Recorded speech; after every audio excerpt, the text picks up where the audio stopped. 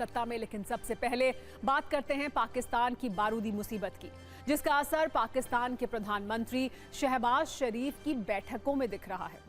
शहबाज के मंत्रियों के बयानों में दिख रहा है। आतंकियों को संरक्षण देने वाला पाकिस्तान आज खुद फिदायीन हमलों से परेशान है। मुनीर के लिए यह सबसे बड़ी चुनौती है, क्योंकि टारगेट पर पाकिस्तान के सैनिक हैं, वो भी ऐसे वक्त में जब पाकिस्तान अफगानिस्तान के साथ समझौता और सीज फायर करने के लिए सरेंडर मोड में है। सिर्फ 4 बड़े संदेश से पाकिस्तान के दर्द और डर को समझना चाहिए। आपको बताते हैं कि पाकिस्तान और अफगानिस्तान के बीच अस्थायी सीज फायर खत्म हो चुका है। कतर में शांति वाली बातचीत होने वाली है, जहां पाकिस्तान और अफगानिस्तान के नेता बात करेंगे। लेकिन ये सीज फायर पाकिस्तान के लिए कितना विस्फोटक रहा, आप दूसरी तस्वीर में देखिए। तालिबान ने पाकिस्तान में घुसकर आर्मी कैंप को उड़ा दिया। एक तरफ कतर में युद्ध विराम पर बात होनी है, वहीं दूसरी तरफ पाकिस्तान की आर्मी पर हमले हो रहे हैं। देश की सुरक्षा की जिम्मेदारी संभालने वाली पाकिस्तान की सेना खुद असुरक्षित महसूस कर रही है। कतर में राउंड टेबल मीटिंग होनी है, सीज फायर को आगे बढ़ाने पर बात होनी है। अफगान प्रतिनिधि मंडल की अगुवाई रक्षा मंत्री करेंगे, जबकि पाकिस्तानी प्रतिनिधि मंडल में कई वरिष्ठ सुरक्षा और खुफिया अधिकारी शामिल हो सकते हैं, ऐसी चर्चा है। आधिकारिक रूप से इसको लेकर कुछ भी नहीं कहा जा रहा है। अभी सिर्फ यही दिख रहा है कि तालिबान मुनीर आर्मी की टारगेट किलिंग कर रहा है। कहा यह भी जा रहा है कि कतर में बातचीत से पहले पाकिस्तान के प्रधानमंत्री सरेंडर मोड में है। पाकिस्तान के प्रधानमंत्री शहबाज शरीफ ने कहा है कि गेंद अफगानिस्तान के पाले में है। वहीं दूसरी पाकिस्तानी सेना पर अफगानिस्तान समर्थित टीटीपी बम और गोले से जवाब दे रहा है।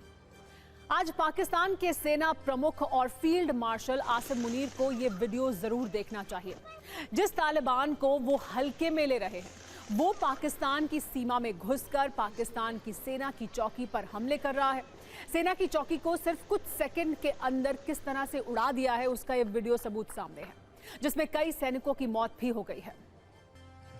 तो देखिए, ये वही कार है जिसमें विस्फोटक भरकर टीटीपी ने पाकिस्तान की सेना की चौकी पर हमला किया था।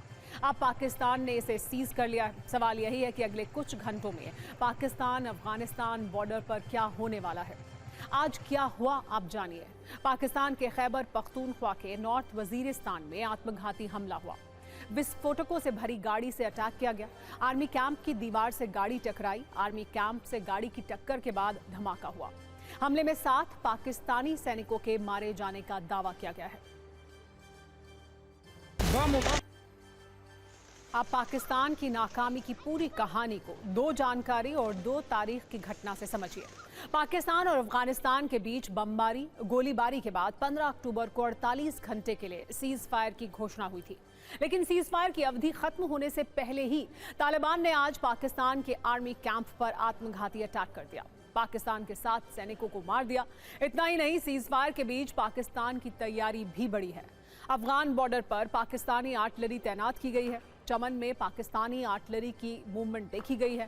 आर्टिलरी की तैनाती लंबे समय तक लड़ाई के लिए होती है। वहीं पाकिस्तान में सुसाइड अटैक पर पाकिस्तान के गृह मंत्री मोहसिन नकवी ने अपने सुरक्षा बलों की तारीफ की है। उन्होंने खुद को सांत्वना देते हुए कहा है कि सुरक्षा बलों ने नापाक साजिश को नाकाम किया। 4 विद्रोहियों को मारने का भी दावा किया गया है। जिस पाकिस्तान का नाम बड़े बड़े आतंकी हमलों में आता है, जिस पाकिस्तान में बड़े बड़े खूंखार आतंकी आज भी वीआईपी गेस्ट बने हुए हैं, वहां कितने आतंकी हमले हो रहे हैं, वहां कितनी हिंसा हो रही है, वो पाकिस्तान कैसे बारूदी आग में जल रहा है। इस वर्ष की बात करें तो जुलाई से सितंबर 2025 तक पाकिस्तान में 329 हमले हुए हैं। 901 लोगों की मौत हुई है, 599 लोग घायल हुए हैं। इतना ही नहीं, 2024 में 2546 लोगों की मौत हुई। आपको ये भी बता दें कि ग्लोबल टेररिज्म इंडेक्स 2025 के अनुसार बुर्किना फासो के बाद पाकिस्तान दुनिया का दूसरा सबसे आतंक प्रभावित देश बन चुका है, जबकि 2024 में वो 4थे स्थान पर था। टीटीपी के हमलों में 90% की वृद्धि हुई है। बलूच आर्मी के हमलों में 60% की वृद्धि हुई है। सत्ता में, लेकिन सबसे पहले बात करते हैं पाकिस्तान की बारूदी मुसीबत की, जिसका असर पाकिस्तान के प्रधानमंत्री शहबाज शरीफ की बैठकों में दिख रहा है। शहबाज के मंत्रियों के बयानों में दिख रहा है। आतंकियों को संरक्षण देने वाला पाकिस्तान आज खुद फिदायीन हमलों से परेशान है। मुनीर के लिए यह सबसे बड़ी चुनौती है, क्योंकि टारगेट पर पाकिस्तान के सैनिक हैं, वो भी ऐसे वक्त में जब पाकिस्तान अफगानिस्तान के साथ समझौता और सीज फायर करने के लिए सरेंडर मोड में है। सिर्फ 4 बड़े संदेश से पाकिस्तान के दर्द और डर को समझना चाहिए। आपको बताते हैं कि पाकिस्तान और अफगानिस्तान के बीच अस्थायी सीज फायर खत्म हो चुका है। कतर में शांति वाली बातचीत होने वाली है, जहां पाकिस्तान और अफगानिस्तान के नेता बात करेंगे। लेकिन ये सीज फायर पाकिस्तान के लिए कितना विस्फोटक रहा, आप दूसरी तस्वीर में देखिए। तालिबान ने पाकिस्तान में घुसकर आर्मी कैंप को उड़ा दिया।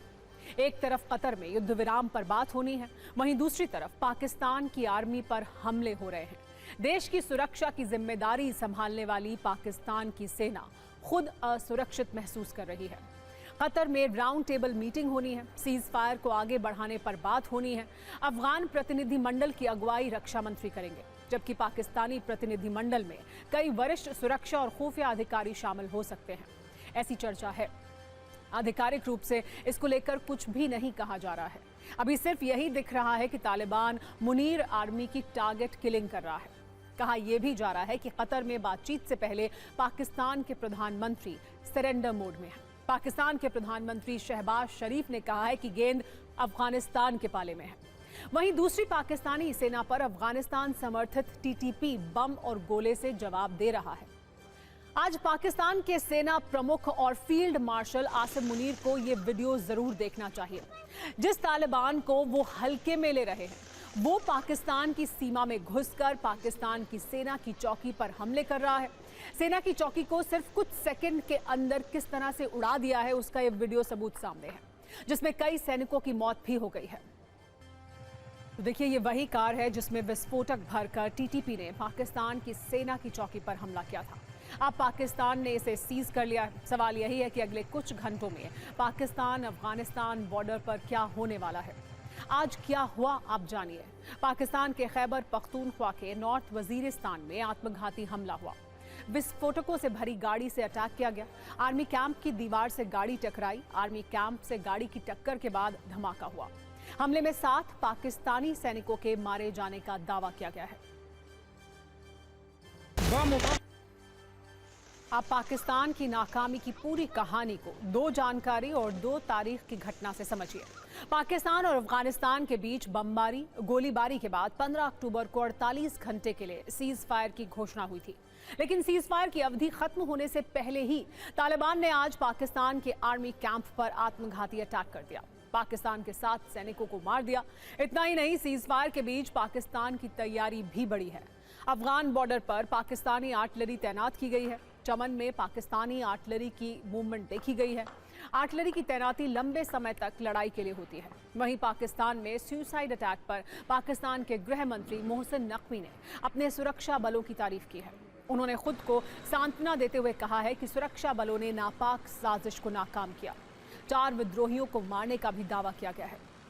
जिस पाकिस्तान का नाम बड़े बड़े आतंकी हमलों में आता है, जिस पाकिस्तान में बड़े बड़े खूंखार आतंकी आज भी वीआईपी गेस्ट बने हुए हैं, वहां कितने आतंकी हमले हो रहे हैं, वहां कितनी हिंसा हो रही है, वो पाकिस्तान कैसे बारूदी आग में जल रहा है। इस वर्ष की बात करें तो जुलाई से सितंबर 2025 तक पाकिस्तान में 329 हमले हुए हैं। 901 लोगों की मौत हुई है। 599 लोग घायल हुए हैं। इतना ही नहीं, 2024 में 2546 लोगों की मौत हुई। आपको ये भी बता दें कि ग्लोबल टेररिज्म इंडेक्स 2025 के अनुसार बुर्किना फासो के बाद पाकिस्तान दुनिया का दूसरा सबसे आतंक प्रभावित देश बन चुका है, जबकि 2024 में वो 4थे स्थान पर था। टीटीपी के हमलों में 90% की वृद्धि हुई है। बलूच आर्मी के हमलों में 60% की वृद्धि हुई है।